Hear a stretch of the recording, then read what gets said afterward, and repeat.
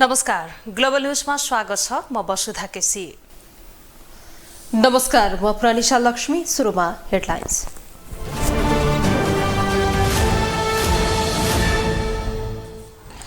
दश दलीय गठबन्धनका तर्फबाट सरकारले ल्यायो राष्ट्रिय सहमतिको न्यूनतम साझा कार्यक्रम, विकास र समृद्धिमा कटिबद्ध रहने प्रतिबद्धता।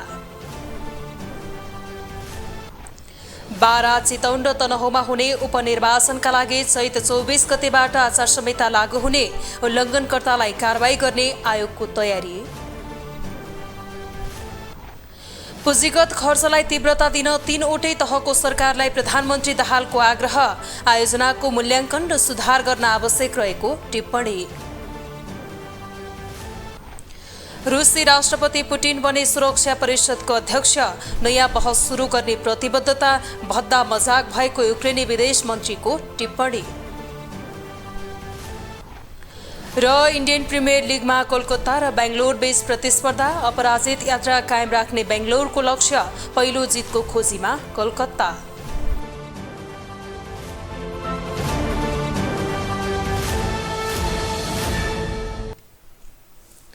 ग्लोबल न्यूज अब विस्तारमा। सरकार गठन भएको 100 दिनपछि सरकारको न्यूनतम साझा कार्यक्रम तयार भएको छ।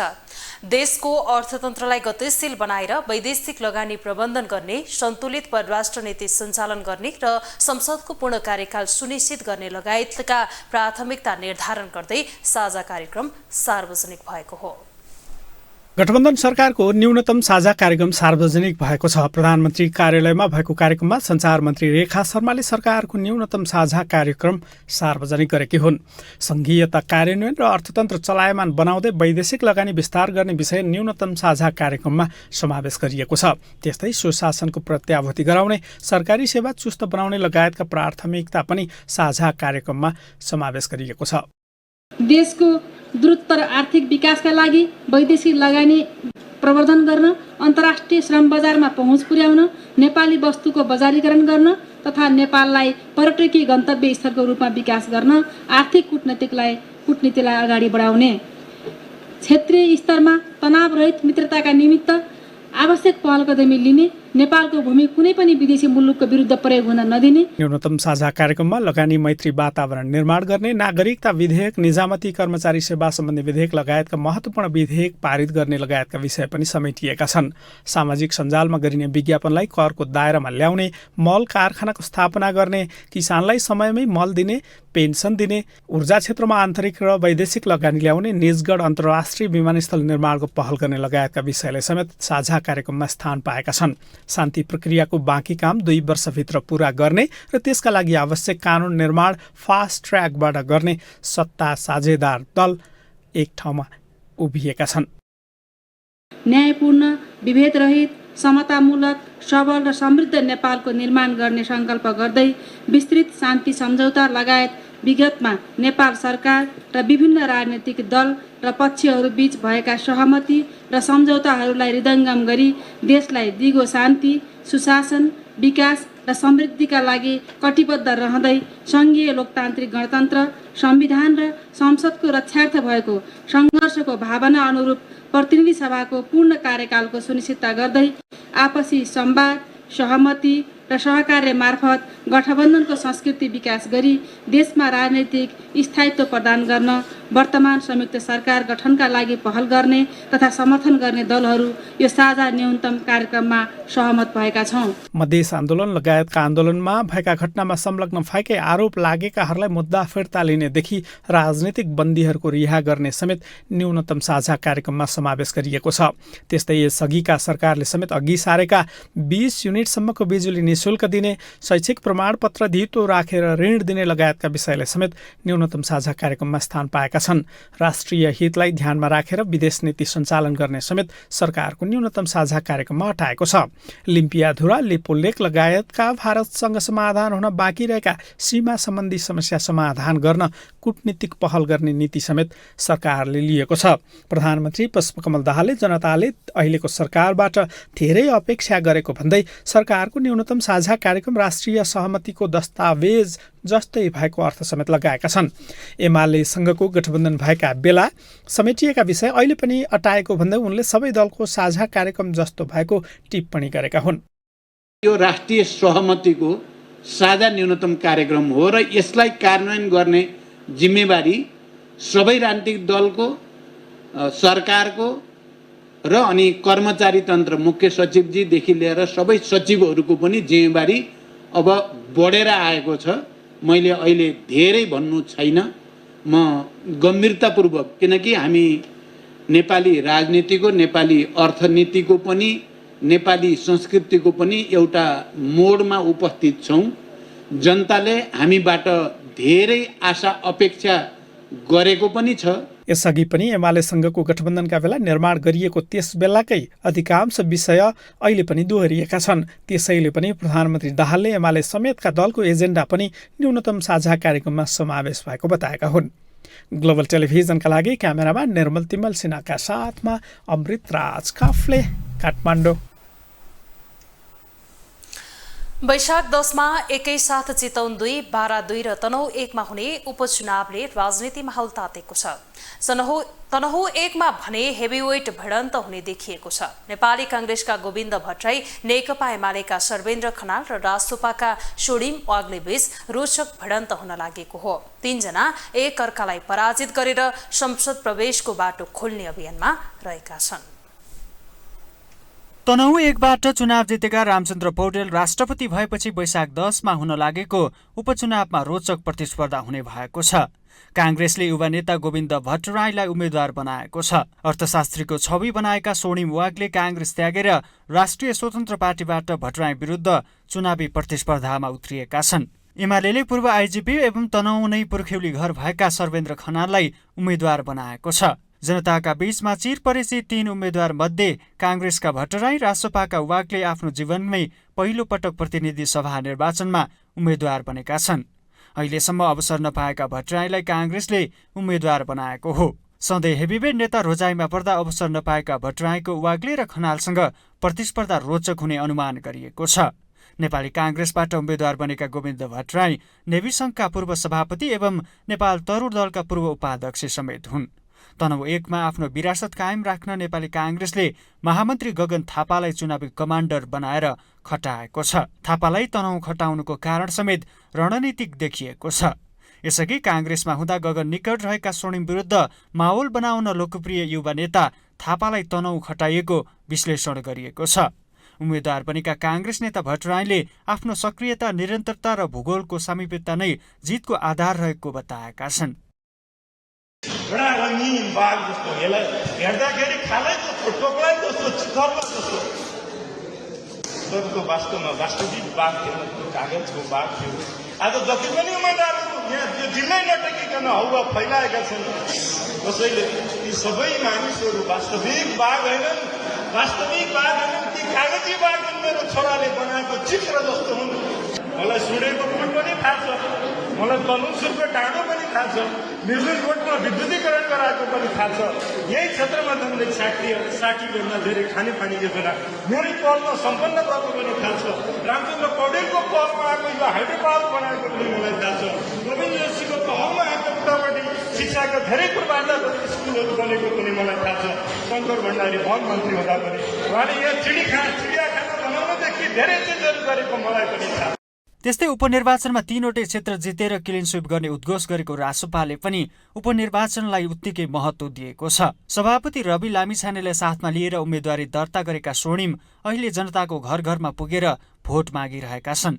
जनतासँग भोट मागिरहेका वाग्लेले राज्यको अवस्था शिथिल भएको भन्दै सामान्य झारफुक होइन, सर्जरी गरेर अर्थतन्त्र उकास्न आफू उम्मेद्वार रहेको बताउने गरेका छन्। राजनीतिज्ञहरूले लामो फेरिस्त प्रस्तुत गर्ने गर्दछन्। यो बिग्रियो, यो सप्रियो, यस्तो उस्तो, 12 बुँदे, 18 बुँदे, 35 बुँदे कुराहरू भन्छन्। म आज तपाईँहरूलाई केवल 2 बुँदे योजना मात्र सुनाउन चाहन्छु। नेपालमा सुशासन छैन, कुशासन छ। हाम्रो पद्धतिहरू, प्रणालीहरू असाध्यै भत्किएका छन्। किनबेचका कुराहरू, सेटिङका कुराहरू, नीतिगत कुराहरूमा चाहिँ सार्वजनिक संस्थाहरूको क्षयीकरण, कब्जा इत्यादि, त्यसले हाम्रो नेपाललाई उँभो लगाउँदैन। त्यो सुशासनमा असाध्यै पछाडि परेकै कारणले हामी जस्तै भएका मुलुकहरू बत्तिएर कहाँ माथि माथि पुगिसके। त्यस्तै एमाले उम्मेद्वार सर्वेन्द्र खनाल पनि चुनाव जित्नका लागि कम्पर कसेर लागेका छन्। नेपाल प्रहरीका पूर्व आइजिपी खनाल यसअघि भने मङ्सिर 4 को निर्वाचनमा काठमाडौँ क्षेत्र नम्बर 6 मा एमालेबाट उम्मेद्वार बने पनि पराजित भएका थिए। खनाल विगतको योगदानलाई हेरेर जनताले आफूलाई सांसद बनाउनेमा विश्वस्त रहेको बताउँछन्। सम्पूर्ण विवेकी मतदाताजीहरूले आफ्नो अमूल्य मतदानको सदुपयोग गर्दै मलाई विजयी बनाई देशमा सुशासन कायम गर्नेतर्फ केन्द्रित भई नीति निर्माण गर्न अवसर प्रदान गर्ने र यहाँको सेवामा समर्पित हुने मौका दिनुहुनेछ भन्ने विश्वास व्यक्त गर्दछु। 3 दशक राष्ट्रको समर्पित एउटा जिम्मेवार नेपाली राष्ट्रसेवक हुनुको नाताले मेरो देश विदेशमा काम गर्दाको अनुभवले प्रतिनिधि सभामा उपस्थित हुनु आजको आवश्यकता हो भन्ने मेरो ठम्याइ छ। यस्तोमा कांग्रेस सत्ता गठबन्धनको बलमा चुनाव जित्ने रणनीतिमा छ। रासोपा भन्ने अन्य दलप्रतिको वितृष्णालाई आकर्षण गर्ने रणनीतिमा छ। एमाले सत्ता गठबन्धन विरुद्ध एक्लै चुनाव लडेर आफ्नो प्रभाव र लोकप्रियता नघटेको देखाउन चाहन्छ। यसअघि मङ्सिर 4 मा भएको आम चुनावमा तनहुँ 1 बाट कांग्रेसका रामचन्द्र पौडेलले 25,361 मत ल्याएर विजयी भएका थिए। उनका प्रतिस्पर्धी एमालेका एक बहादुर राणा मगरको 19,981 मत आएको थियो। 2048 यताका 7 मध्ये 6 चुनाव जित्दै आएका पौडेल यसपटक 5,380 मतान्तरले चुनाव जित्न पुगेका थिए। ग्लोबल टेलिभिजन एचडीका लागि क्यामेरामा निर्मल तेमल सेनाका साथमा विनोद विक्रम भण्डारी, काठमाडौँ।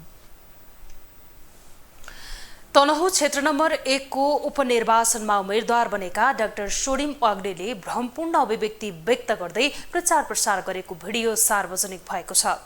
राष्ट्रपति रामचन्द्र पौडेलको नाम जोडेर कांग्रेसको तर्फबाट उम्मेद्वार बनेका गोविन्द भट्टराईलाई राष्ट्रिय सभामा लैजाने निश्चित भएको भन्दै भ्रमपूर्ण अभिव्यक्ति बाँड्दै वाग्लेले मत मागेका हुन्।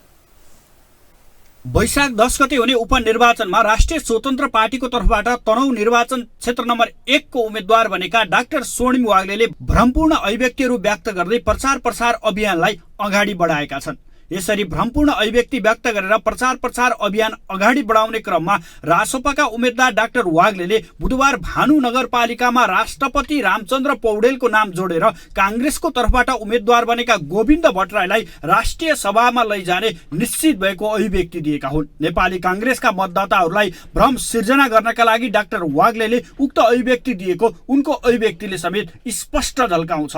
वाग्लेले कांग्रेस उम्मेद्वार भट्टराईलाई राष्ट्रिय सभामा लगेपछि न्याय हुने विवादास्पद अभिव्यक्ति समेत दिएका थिए।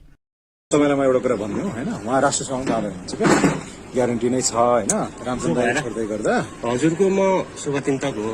ठिक छ भाइले एकदम विवेक प्रयोग गर्नुहोस्, तर गोविन्दजीलाई अन्याय हुँदैन क्या, त्यो चाहिँ म आश्वस्त गर्छु। रामचन्द्र दाइले उता जाँदै गर्दा उहाँ राष्ट्रिय सभामा लाने भन्नुहुन्छ। मेरो 2 नम्बरबाट हो। भाइको नाम के? मेरो राजेश कार्की। राजेश कार्की। ठिक छ, शुभकामना चाहिँ दिन सके सर। ठिक छ, विवेक प्रयोग गर्नुहोस्, तर यताको जुन आर्गुमेन्ट दिनुभयो नि त्यो चाहिँ न्याय हुन्छ क्या, उहाँलाई पहिले नै भइसक्यो हो। 7 महिनापछि उहाँको लगानी ठुलो छ सर। अहिले गोविन्द भट्टराईको लगानी थाहा छ मलाई। थाहा छ, कांग्रेसमा त्यो होला। म पनि म मान्छे मेरो नेतृत्वसँग म खुसी छैन हैन। गोविन्द भट्टराईलाई चाहिँ एकदम राम्रो, उहाँलाई न्याय गर्नुपर्छ, उहाँलाई न्याय गर्नुपर्छ, हुन्छ पनि न्याय हुन्छ है। त्यस्तै राष्ट्रिय स्वतन्त्र पार्टीका उम्मेद्वार डाक्टर वाग्लेले उपनिर्वाचनमा विवेकपूर्ण ढंगले मतदान गर्न मतदातालाई आग्रह समेत गरेका छन्।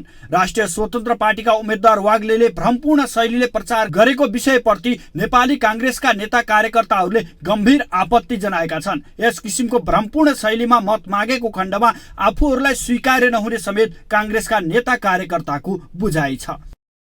एउटा अभाव फैलाउने काम भएछ। सोडिम वाग्ले जतिको व्यक्तित्वले चाहिँ गोविन्द भट्टराईलाई राष्ट्रिय सभामा चाहिँ लाँदैछ भन्ने कुरा, त्यो उहाँ शेरबहादुर त होइन, उहाँ स्वतन्त्र पार्टीको चाहिँ कोटामा गोविन्द भट्टराई लाने त होइन। नेपाली कांग्रेसको उम्मेद्वार एकदम सज्जन व्यक्तित्वको त्यो चाहिँ उसमा आँचा आउने किसिमले जुन भ्रम सिर्जना गर्नुभयो त्यो सरासर गलत छ। उम्मेद्वारले आचार संहिताको पनि ख्याल गरेर बोल्न म अनुरोध गर्न चाहन्छु। सोडिम वाग्ले जस्तो बौद्धिक व्यक्तित्वले गोविन्द भट्टराईलाई राष्ट्रिय सभामा लान्छु भनेर मत माग्नु चाहिँ सरासर गलत हो। यो झुटको खेती हो, यो भ्रमपूर्ण रहेको छ। तनहुँ 1 मा काङ्ग्रेसबाट प्रतिनिधि सभामा निर्वाचित भएका रामचन्द्र पौडेल राष्ट्रपति भएपछि उक्त निर्वाचन क्षेत्रमा उपनिर्वाचन हुन लागेको हो। मक्सिरमा भएको प्रतिनिधि सभाकै निर्वाचनमा उम्मेदवारीका लागि लबिङ गरेका वाग्लेले टिकट भने पाएनन्। अहिले पनि टिकट नपाएपछि केही दिन अघि मात्रै वाग्ले राष्ट्रिय स्वतन्त्र पार्टीमा प्रवेश गरेका थिए। ग्लोबल टेलिभिजन एचडीका लागि सुदर्शन आचार्यको रिपोर्ट। केन्द्रमा प्रमुख प्रतिपक्षी दल रहेको नेकपा एमाले प्रदेशमा अपनाएको रणनीति विचित्र रहेको छ। केन्द्रमा सत्ताको प्रमुख दलको हैसियत गुमाएर प्रतिपक्षमा पुगेको एमाले प्रदेशमा भने दोहोरो चरित्र देखाइरहेको छ। केही प्रदेशमा सरकार छाडेको एमाले कर्णाली लगायतका प्रदेशमा भने विपक्षी गठबन्धनको सरकारलाई समेत विश्वासको मत दिएको छ।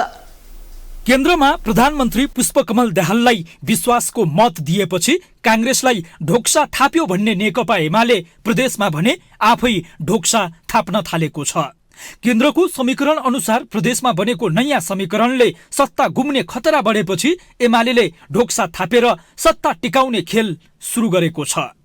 जसरी काङ्ग्रेसको ढोक्साका कारण प्रधानमन्त्री पुष्पकमल दाहालले प्रतिनिधि सभामा अभूतपूर्व विश्वासको मत पाएका थिए, त्यसरी नै एमालेको ढोक्साकै कारण कर्णालीका मुख्यमन्त्री राजकुमार शर्माले प्रदेश सभाबाट अभूतपूर्व विश्वासको मत पाएका छन्। काङ्ग्रेस एमाले सहितका दलहरूले मुख्यमन्त्री शर्मालाई विश्वासको मत दिएपछि कर्णाली प्रदेशमा अहिले प्रमुख प्रतिपक्षी दल को भन्ने बहस सुरु भएको छ। मुख्यमन्त्रीलाई विश्वासको मत नदिएको राष्ट्रिय प्रजातन्त्र पार्टीले आफूलाई प्रमुख प्रतिपक्षी दल घोषणा गर्न माग गरेको छ। सत्ता पक्षलाई मतदान गर्ने र सरकारको मन्त्री भइरहने दलहरू प्रतिपक्ष दलको रूपमा कसरी रहन सक्छन्, यो मेरो प्रश्न छ सभामुख महोदय। दुनियाँमा कहीँ नभएको जात्रा हाडी गाउँमा भने जस्तै संसदीय व्यवस्थामा यस्तो प्रवृत्ति संसारको कुनै पनि देशमा देख्न र कल्पना गर्न समेत सकिँदैन। वास्तवमा भन्ने हो भने कर्णाली प्रदेशको प्रतिपक्ष दल राप्रपा हो र राप्रपाले प्रतिपक्षी दलको रूपमा यो सदनमा सिटको व्यवस्था होस् भन्ने सभामुख ज्यू समक्ष सादर अनुरोध गर्न चाहन्छु। एमालेका कारण कर्णालीमा मात्र होइन अन्य प्रदेशको राजनीति समेत रोचक बनेको छ। कर्णाली प्रदेशमा माओवादी केन्द्रका मुख्यमन्त्रीलाई विश्वासको मत दिँदै सत्ता टिकाउने खेल खेलिरहेको एमाले माओवादी केन्द्रकै मुख्यमन्त्री रहेको बागमती प्रदेश सरकारबाट भने बाहिरिसकेको छ।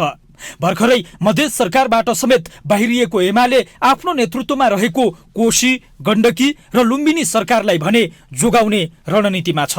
माओवादी केन्द्र सहितका दलहरूले समर्थन फिर्ता लिँदै सरकारबाट बाहिरिएपछि दबावमा परेको एमाले गण्डकी र लुम्बिनीमा सत्ता जोगाउन हदैसम्मको प्रयास गरिरहेको छ। प्रदेश विशेषमा त्यहाँको स्थानीय शक्ति सन्तुलन, त्यहाँका अन्य कतिपय विषयहरूलाई हेरेर त्यहाँको पार्टीले निर्णय गर्न सक्छ। यद्यपि आम रूपमा हामी यदि हाम्रा निर्णयहरू कार्यान्वयन हुने अवस्था छैन, हामीले नीतिगत रूपमा नेतृत्व गर्ने अवस्था छैन भनेदेखि चाहिँ हामी त्यो सरकारमा बस्दैनौँ। कर्णालीमा चाहिँ अलिक फरक खालको परिस्थिति बनेको छ। प्रदेश 1 मा चाहिँ हामीले सरकारलाई, प्रदेश 1 लुम्बिनी र चाहिँ गण्डकीमा सरकारलाई टिकाउने हाम्रा अधिकतम प्रयासहरू रहनेछन्। कतै सत्ता बाहिर बस्ने त कतै सत्तामा टाँसी रहने एमालेको रणनीतिको विपक्षी दलहरूले भने आलोचना गर्न थालेका छन्। राष्ट्रपति उपराष्ट्रपति चुनावपछि नयाँ गठबन्धन बन्नु अघि नेपाली काङ्ग्रेसले समेत यही रणनीति अपनाएको थियो। अहिले काङ्ग्रेस जस्तै एमाले पनि कतै सत्ता टिकाउन माओवादी केन्द्रका मुख्यमन्त्रीलाई विश्वासको मत दिएको छ त कतै माओवादी केन्द्रकै सरकार भएको प्रदेशमा प्रतिपक्ष बसेको छ। यता राजनीतिक विश्लेषक डम्बर खतिवडा भने एमाले प्रदेशहरूमा प्रतिपक्षमा बस्नु उचित हुने बताउँछन्। एमालेको सन्दर्भमा हेर्दाखेरि अब उसले सबै प्रदेशहरूमा प्रतिपक्षमै जानु उचित हुन्छ। किनभने जुन 11 दलीय गठबन्धन जस्तो बनेको छ केन्द्रमा, यसको त सबै प्रदेशहरूमा मेजोरिटी पुग्छ। अब सबै प्रदेशहरूमा उसको बहुमत पुग्छ भने अब एमाले चाहिँ जबरजस्ती चाहिँ त्यो पुस 26 गते प्रचण्डलाई पहिलोचोटि विश्वासको मत दिँदा काङ्ग्रेस घुस्रिए जस्तो हैन, अनावश्यक खालको समर्थन दिएर घुस्रिनु चाहिँ एमालेको लागि उचित होइन भन्ने मलाई लाग्छ। तर उहाँहरू के गर्नुहुन्छ त्यो उहाँहरूको कुरा हो। मङ्सिर 4 को चुनावपछि एमाले 4 प्रदेशमा मुख्यमन्त्रीको जिम्मेवारी पाउँदै सरकारको नेतृत्व गरेको थियो। तर केन्द्रमा फेरिएको समीकरणले सुदूरपश्चिम सरकारको नेतृत्व गुमाइसकेको एमाले गण्डकी, कोशी र लुम्बिनीको नेतृत्व समेत गुमाउने खतरा बढेको छ। ग्लोबल टेलिभिजनका लागि क्यामेरामा नरेश मोक्तानका साथमा कैलाश कठायत, काठमाडौँ। नेकपा एमाले गरेको प्रदेशको नाम कोशी राख्ने प्रस्ताव दर्ता गर्दा पक्षमा मतदान गरेको माओवादी केन्द्रले अहिले भने बोली फेरेको छ। कोशी नामाकरणपछि दिनहुँ भएका आन्दोलन र प्रदर्शनपछि माओवादी केन्द्रले औपचारिक रूपमा नै आफूहरू पहिचानवादी भएको भन्दै नाम बोली फेरेको हो। त्यस्तै प्रधानमन्त्री समेत रहनुभएका माओवादी केन्द्रका अध्यक्ष पुष्पकमल दाहाल प्रचण्डले पनि पार्टीको तर्फबाट नाम सच्याउन पहल गर्ने बताउनु भएको छ। नेकपा माओवादी केन्द्र कोशी प्रदेश नामाकरणको सम्बन्धमा पार्टी पहिचानकै पक्षमा उभिने निर्णय गरेको छ। लामो रस्साकसीपछि प्रदेश 1 को नाम कोशी राख्ने निर्णयपछि गत फागुन 17 गते प्रदेश सभामा भएको मतदानमा कोशीको पक्षमा मत हालेको माओवादीले एकाएक बोली फेरेको हो। नेकपा एमाले प्रस्ताव गरेको नामको पक्षमा नेपाली कांग्रेस, नेकपा माओवादी केन्द्र र राप्रपा सहितका प्रमुख दलहरू उभिएका थिए। त्यसपछि दिनहुँ भएका आन्दोलन र विरोधपछि कोशी नाममा उब्जिएका प्रश्नहरूकै बीचमा माओवादीले एकाएक बोली फेर्दै पार्टीबाट कमजोरी भएको स्वीकार गरेको छ। नामाकरणको बेलामा पहिचानको पक्षमा अडान राख्न नसक्नु पार्टीको कमजोरी भएको माओवादीको स्वीकारोक्ति छ।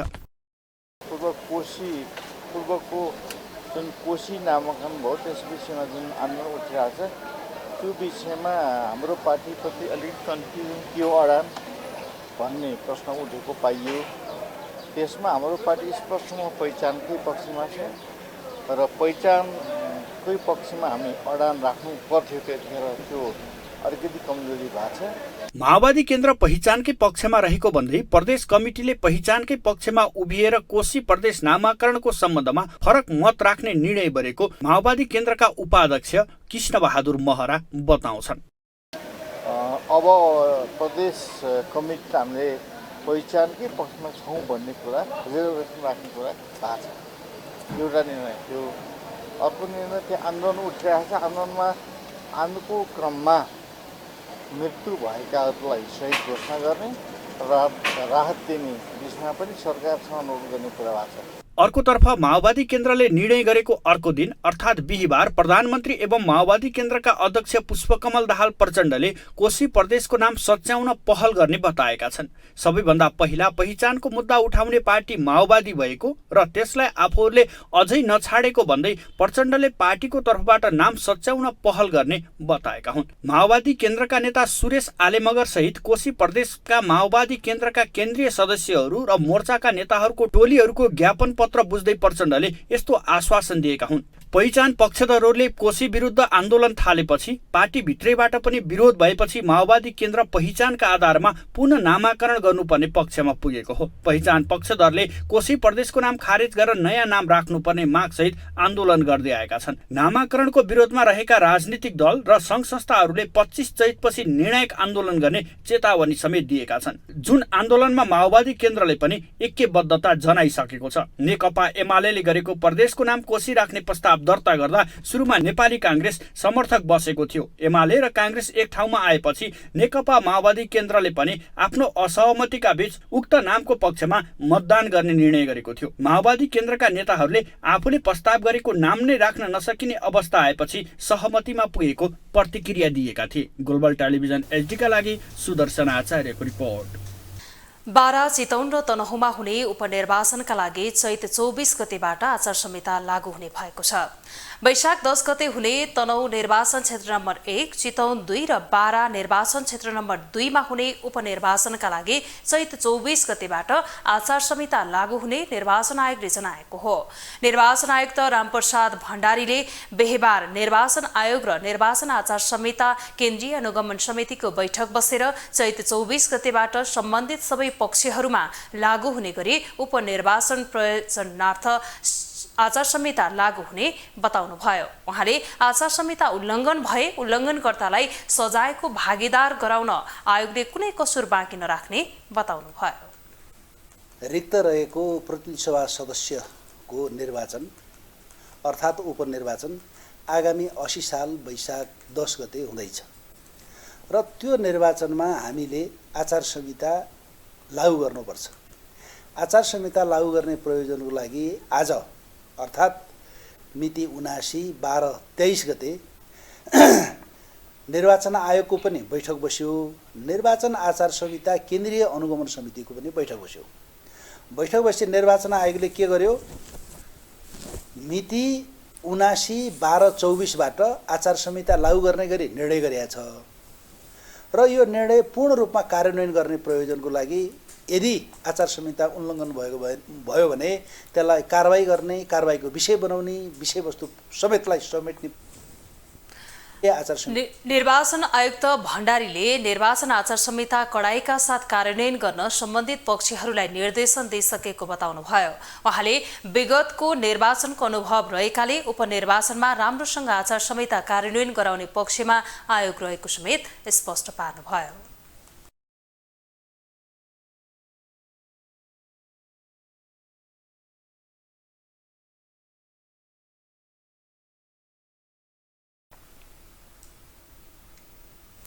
अब इकोनोमिक न्यूज।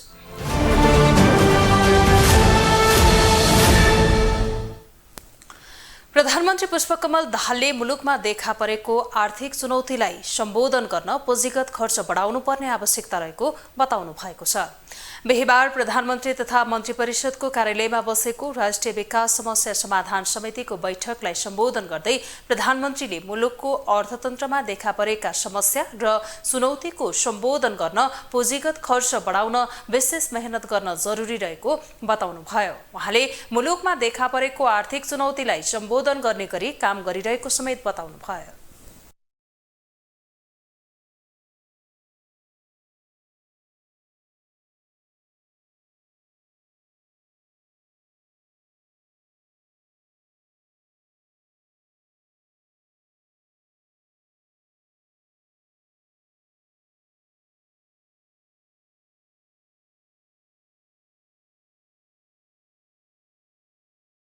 उपाय निर्क्युल गर्ने कार्य पनि अहिले नै गर्नु छ।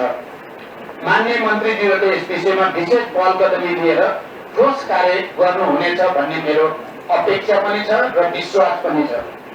यहाँ छलफल भए बाहेक पनि अन्तर मन्त्रालयगत समन्वयका समस्याहरू छन्, तिनलाई तुरुन्तै समाधान गर्न जरुरी छ।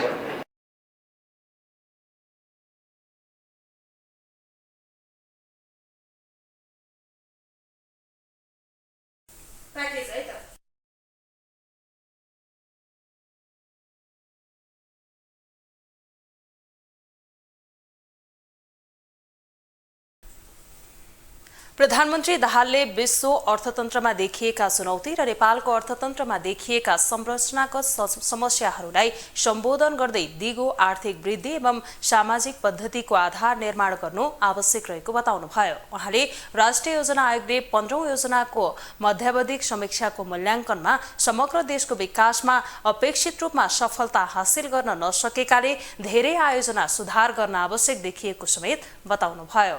बैठकमा राष्ट्रिय योजना आयोग का उपाध्यक्ष डाक्टर मेन बहादुर श्रेष्ठले आर्थिक वर्ष 2079-80 को अर्धवार्षिक समीक्षा सहितको प्रस्तुति राख्नु भएको थियो।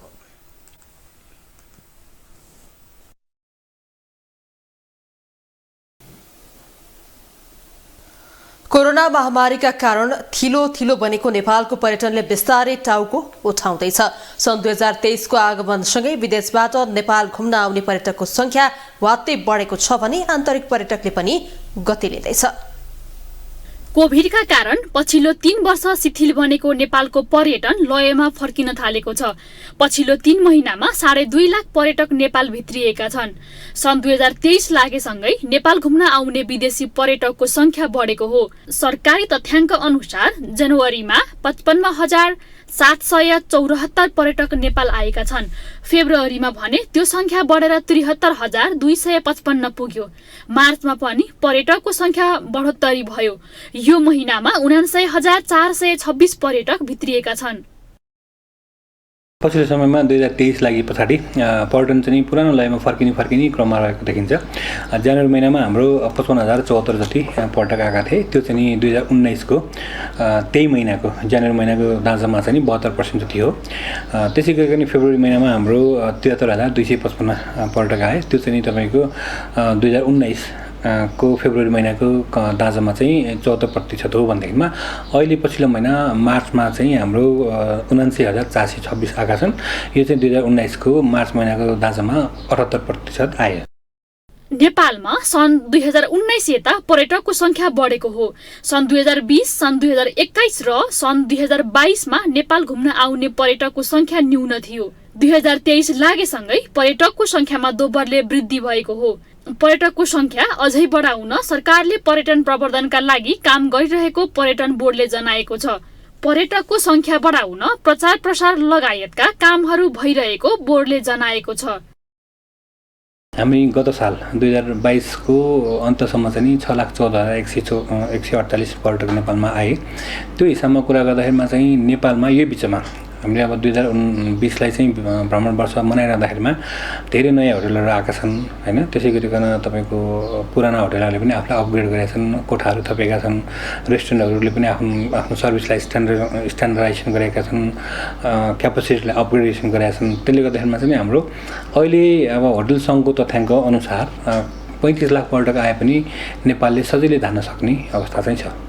नेपाल घुम्न आउने पर्यटकका लागि सेवा सुविधा व्यवस्थापनमा ध्यान दिएको सरकारको दाबी छ। पर्यटकलाई बस्नका लागि होटलहरूलाई मर्मत गरिएको छ। 35 लाख पर्यटक आए पनि सेवा सुविधा दिन सक्ने क्षमता होटलहरूको छ। नेपाल घुम्न आउने पर्यटकले ट्रेकिङमा बढी रुचि राख्ने गरेका छन्। उनीहरू अन्नपूर्ण, लाङटाङ, माउन्ट एभरेस्ट जस्ता पर्यटकीय स्थलमा जाने गरेका छन्। ग्लोबल टेलिभिजनका लागि क्यामेरामा नरेश मोक्तानका साथमा जुनिसा कोइराला, काठमाडौँ। अब ग्लोबल भोइस। कोरोना महामारीसँगै स्वस्थ आएको पर्यटन व्यवसाय फेरि जोर मनाउन थालेको छ।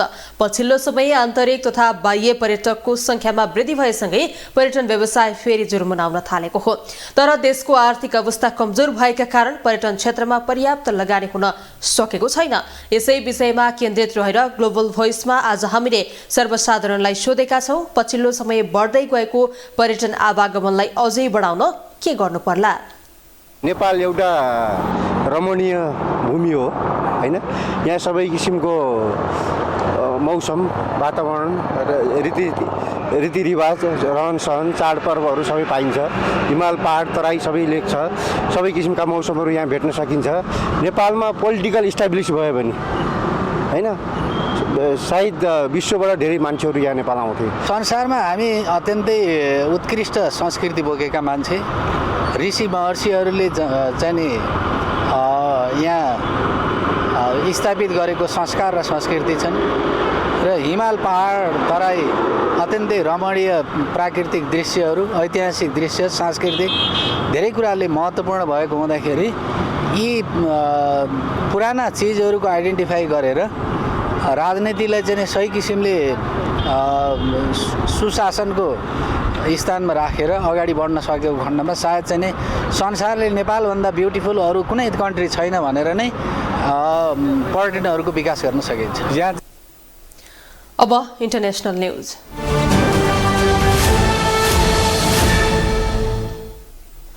एक वर्षभन्दा बढी समयदेखि जारी युक्रेनसँगको लडाईँ रोक्न ठूला शक्ति राष्ट्रबाट दबाव खेपिरहेको रुसले संयुक्त राष्ट्रसङ्घको सुरक्षा परिषदको अध्यक्षता पाएको छ। रुसले सुरक्षा परिषदको अध्यक्षता पाएपछि युक्रेनलाई के गर्ला भन्ने विषय विश्वव्यापी रूपमा चासोको रूपमा हेरिएको छ। युक्रेनले भने रुस परिषदको अध्यक्ष भएकोमा आपत्ति जनाउँदै आलोचना गरेको छ। एक वर्ष अघिदेखि रुस युक्रेन युद्ध जारी छ।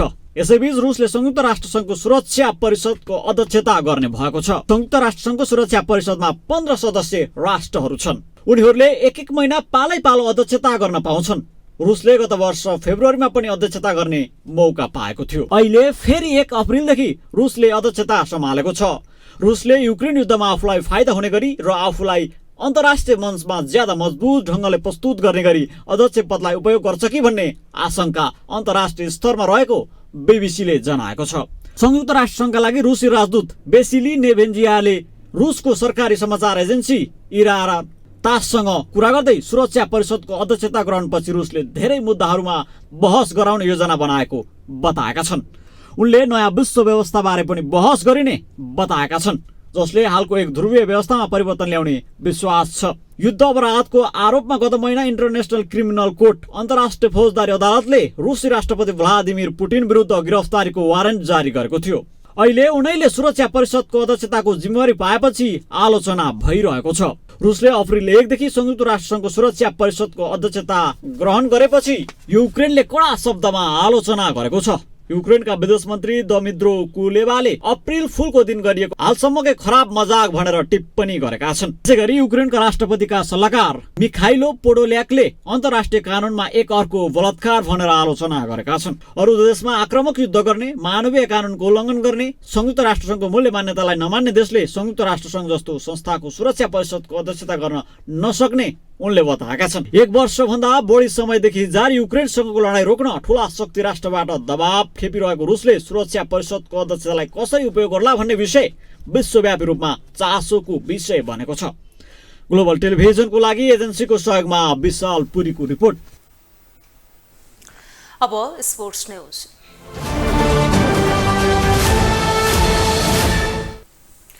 इन्डियन प्रिमियर लिग आइपिएलमा आज कोलकाता नाइट राइडर्स र रोयल च्यालेन्जर्स बेङ्गलोर बीच प्रतिस्पर्धा हुँदैछ।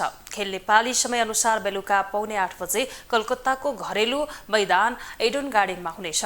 यो खेल दुवै टोलीको यो सिजनको दोस्रो खेल हो। पहिलो खेलमा बेङ्गलोरले घरेलु मैदानमा मुम्बई इन्डियन्सलाई 8 विकेटको सहज जित निकालेको थियो। बेङ्गलोर आजको खेलमा पनि जित निकाल्दै आफ्नो अपराजित यात्रा कायम राख्न चाहन्छ। पन्जाबको घरेलु मैदानमा पहिलो खेलमा डिएल मेथडमा 7 रनले पराजित कोलकाता पहिलो जितको खोजीमा रहेको छ। पहिलो खेलमा जित हात पारेको बेङ्गलोर 2 अङ्कका साथ 10 टोली सहभागी लिगको तेस्रो स्थानमा रहेको छ। उता पहिलो खेलमा हार बेहोरेको मुम्बई 2 अङ्कका साथ 9औं स्थानमा रहेको छ। बेङ्गलोर र कोलकाता बीच हालसम्म 30 खेल भएको छ, जसमा कोलकाताले 16 तथा बेङ्गलोरले 14 खेलमा जित हात पारेको छ। पछिल्लो 5 खेलमा बेङ्गलोरले 3 र कोलकाताले 2 खेलमा विजय हात पारेको छ। शहीद स्मारक ए डिभिजन लिग फुटबलमा हिमालयन शेर्पा क्लब र साबिक विजेता मछिन्द्र फुटबल क्लबले बराबरी खेल्दै अङ्क बाँडेका छन्। एन्फा कम्प्लेक्समा बिहिबार हिमालयन र मछिन्द्रले 1-1 को बराबरी खेलेका हुन्। त्यस्तै अर्को खेलमा ट्रे स्टारले नेपाल आर्मीलाई 1-0 गोल अन्तरले पराजित गरेको छ।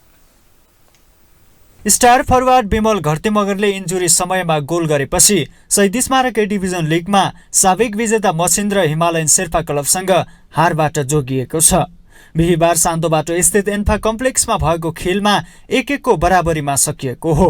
भुटानी फरवार्ड चेन्जो ग्याल्सेनले डेब्यू गरेको खेलमा गोल भने गर्न सकेनन्।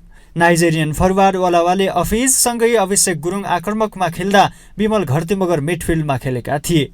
तर शेर्पाको डिफेन्सले एकपछि अर्को आक्रमक रोक्दै अन्तिम समयमा सत्यम शर्माको पेनाल्टी गोलमा अग्रता लियो। खेलको 86औं मिनेटमा सत्यमले पेनाल्टी मार्फत गोल गरेका हुन्। पेनाल्टी क्षेत्रभित्र निशान लिम्बुले रोक्न प्रयास गरेको बल छिरिङ गुरुङको हातमा लागेपछि रेफ्री नवीन्द्र महर्जनले पेनाल्टी दिए। विमलले इन्जुरी समयमा गोल गर्दै हारबाट जोगाए। छिरिङ गुरुङको क्रसमा शेर्पाका डिफेन्स र गोलरक्षक बीच तालमेल नमिल्दा विमलले रिबाउन्डलाई गोलमा परिणत गरे। यो सँगै मछिन्द्र र शेर्पा दुवैको समान 6-6 अङ्कका साथ हिमालयन शेर्पा क्लब 9औं स्थानमा रहेको छ भने साबिक विजेता मछिन्द्र 10औं स्थानमा पुगेको छ। दुवै टोलीले 1 खेलमा जित, 3 मा बराबरी र 3 खेलमा हार बेहोरेका छन्। त्यस्तै बिहिबारे भएको अर्को खेलमा विभागीय टोली नेपाल आर्मी चिर परिचित 3 स्टारसँग स्तब्ध भएको छ। ललितपुर स्थित च्यासल मैदानमा भएको खेलमा आर्मी 3 स्टारसँग 1-0 गोल अन्तरले पराजित भएको हो। 3 स्टारको जितमा नाइजेरियन खेलाडी अजय मार्टिनले निर्णायक गोल गरे। उनले खेलको 17औं मिनेटमा गोल गरेका थिए। 3 स्टारको यो तेस्रो जित हो। 3 स्टारले 6 खेलमा 10 अङ्क जोडेर लिग तालिकाको 5औं स्थानमा उक्लिएको छ। आर्मीले 6 खेलमा 8 अङ्क जोडेर 8औं स्थानमा झरेको छ। त्यस्तै समान 6 खेल खेलेको जाउलाखेल युथ क्लब 13 अङ्कका साथ लिग तालिकाको शीर्ष स्थानमा छ भने समान 6 खेल खेलेको नवप्रवेशी चर्च बॉयज युनाइटेड 12 अङ्कका साथ लिग अङ्क तालिकाको दोस्रो स्थानमा रहेको छ। ग्लोबल टेलिभिजन एचडीका लागि क्यामेरामा रूपेश केसीका साथमा विनोद विक्रम भण्डारी, काठमाडौँ। ग्लोबल न्यूजको अन्त्यमा हेडलाइन्स पुनः एकपटक।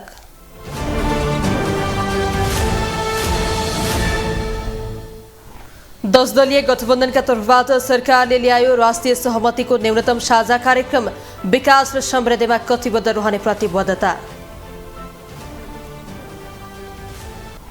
12 चितवन र तनहुँमा हुने उपनिर्वाचनका लागि चैत्र 24 गतेबाट आचार संहिता लागू हुने, उल्लङ्घनकर्तालाई कारबाही गर्ने आयोगको भनाई।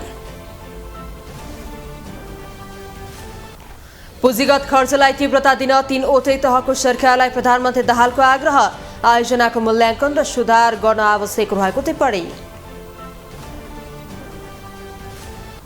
रुसी राष्ट्रपति पुतिन बने सुरक्षा परिषदको अध्यक्ष, नयाँ बहस सुरु गर्ने प्रतिबद्धता, भद्दा मजाक भएको युक्रेनी विदेश मन्त्रीको टिप्पणी। र इन्डियन प्रिमियर लिगमा कोलकाता र बेङ्गलोर बीच प्रतिस्पर्धा, पराजित यात्रा कायम राख्ने बेङ्गलोरको लक्ष्य, पहिलो जितको खोजीमा कोलकाता।